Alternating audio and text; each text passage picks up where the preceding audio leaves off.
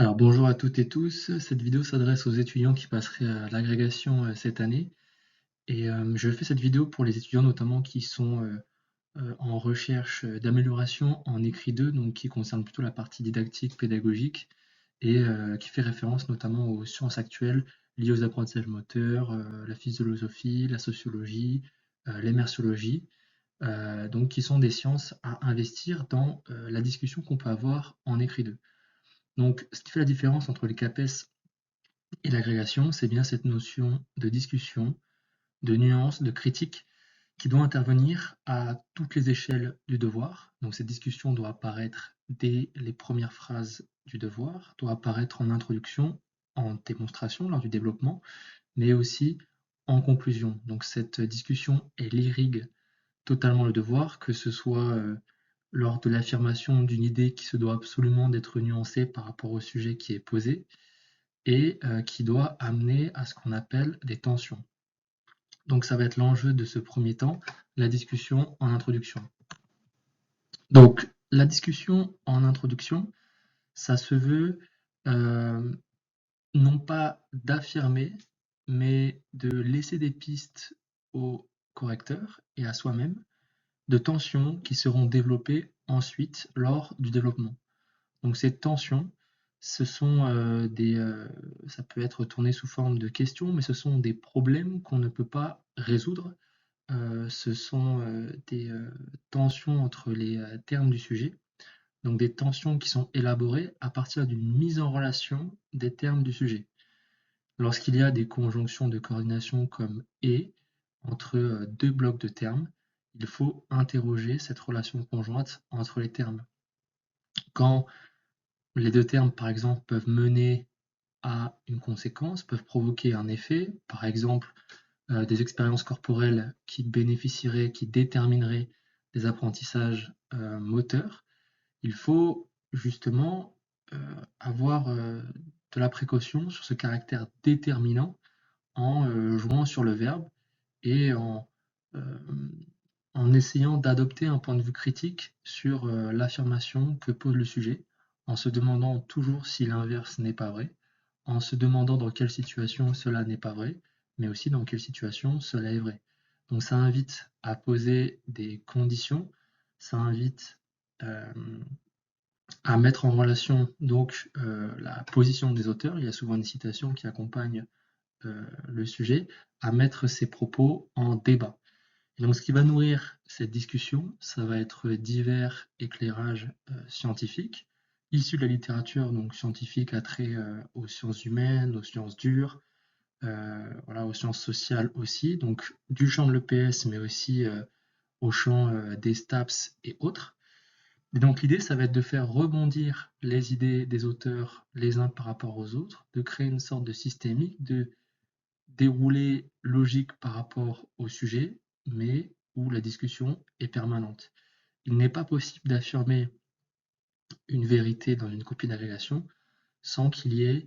une nuance, une source de discussion, une source de tension dans les phrases qui sont proposées. Donc l'enjeu de la discussion en introduction, ça va être de faire révéler des tensions au travers donc notamment des mises en relation entre les termes, se demander s'ils sont contradictoires, se demander dans quel cas ils vont ensemble, dans quel cas ils ne vont pas ensemble, les décliner, c'est-à-dire qu'il faut, comment dire, euh, apporter des dimensions, des déclinaisons de ces termes-là aux apprentissages par rapport au champ d'apprentissage en les ciblant dans les illustrations du développement, en parlant du processus d'apprentissage, du produit d'apprentissage, en faisant référence aux compétences et notamment aussi euh, à des attendus institutionnels donc, qui sont aussi à présenter lors du développement que je vais présenter maintenant. Donc pour faire le lien avec le début, la discussion en développement doit reprendre les tensions de l'introduction.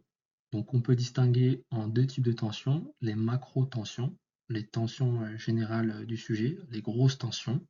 les gros nœuds, et les micro-tensions. Le but du développement, ça va être donc de créer de la discussion au sein des parties, mais aussi entre les parties, les parties doivent se répondre mutuellement. La première partie doit,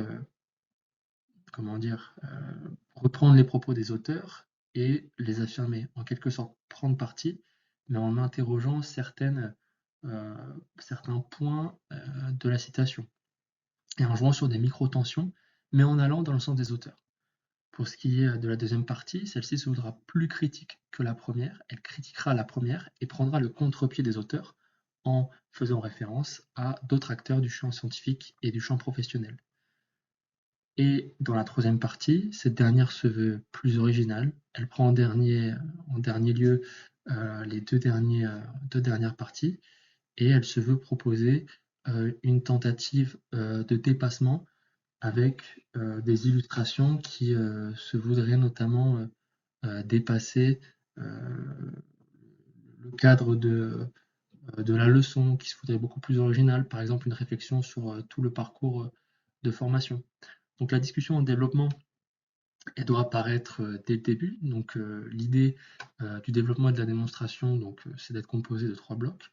D'un premier bloc qui sera plutôt thématique, qui va porter une thèse, donc qui sera toujours ancré dans une discussion en reprenant systématiquement les termes du sujet et les relations qui auront été posées en introduction pour répondre au sujet, mais plus que d'y répondre, d'en soulever la complexité. Il y a donc tout d'abord un bloc à thèse avec une illustration qui va reprendre des points de la discussion, donc des arguments scientifiques, qui va tenter de les illustrer. On peut les illustrer à plusieurs échelles, comme celle de la séance de PS, comme celle de la séquence, comme l'AS, comme les sections sportives, comme les projets innovants, comme les projets interdisciplinaires, comme une réflexion à l'échelle du parcours de formation, les liens après le lycée, les liens entre collège et lycée, les liens avec le primaire, les liens entre différentes activités aussi. Donc là, je viens de vous donner plein de scènes sur lesquelles on peut réfléchir aux interventions de l'enseignant de PS dans ce développement et à des points de discussion. Donc pour revenir à la discussion, cette illustration, elle est filée, cette discussion, elle transparaît d'abord de manière scientifique et ensuite de manière plutôt professionnelle, de manière illustrative. Donc il y a tout d'abord un premier bloc qui se veut discuter le sujet, ensuite il sera avec des nuances dans ce premier bloc,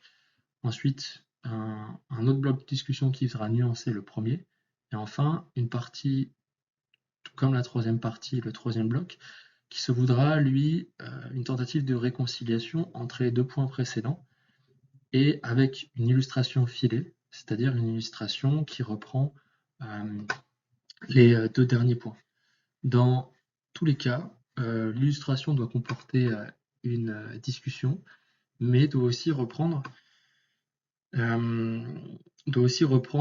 l'activité de l'élève, de l'enseignant, et doit faire apparaître un objet d'enseignement, un objet d'apprentissage, et en révéler le processus. Pour terminer, je vais vous apporter quelques conseils pratiques qui peuvent permettre de faire de la discussion. On peut notamment penser aux tournures de phrases. Donc, en parlant toujours au conditionnel, en utilisant dans la mesure où, dans le cas où, dans cette situation, en installant ces conditions. L'idée, c'est d'avoir toujours une posture nuancée par rapport aux affirmations que l'on pourrait penser et de reprendre les termes du sujet systématiquement en réinvestissant les tensions préalables. Donc pour ça, il y a la problématique qui sert de fil conducteur. Et en ayant posé sa problématique au brouillon, on peut la garder sur le côté et s'y reporter pour essayer un petit peu d'ordonner la discussion et les tensions qu'on souhaite réinvestir dans cette copie. Voilà. Je souhaite du bon courage à tous les étudiants qui passent l'épreuve de l'écrit 2 cette année.